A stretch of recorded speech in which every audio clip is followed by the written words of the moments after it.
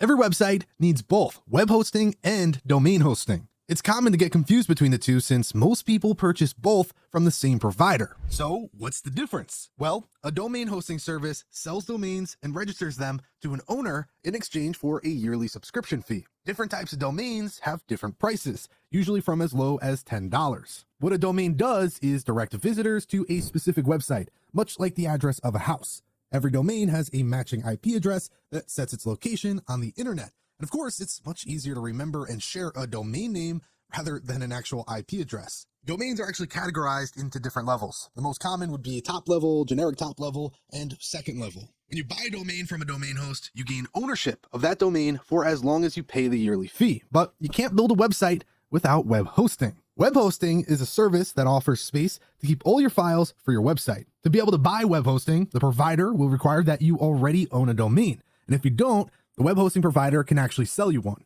Speaking of web hosting, there are a few different types. The most common would be shared, managed, and dedicated.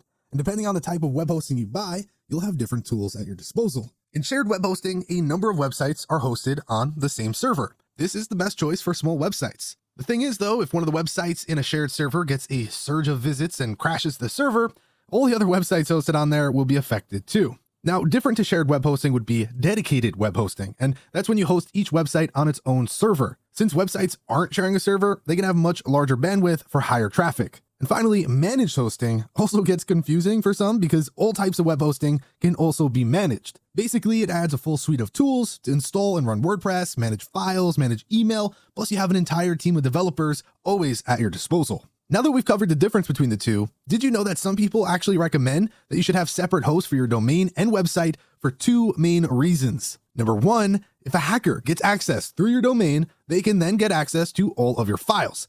They then could lock down the website and transfer the domain to wherever they want, which means you would lose everything. And number two, let's say you pay for web hosting and domain hosting on the same day with the same provider. 1 year later, your subscription expires and your domain goes into a holding pattern. If you didn't switch hosts before that happened, you could lose the domain completely. Anyways, that's just some food for thought. Now you know everything when it comes to domain and web hosting. If you enjoyed this video, then be sure to give it a like and subscribe for more content. With that said, thanks for watching and we'll catch you in the next one.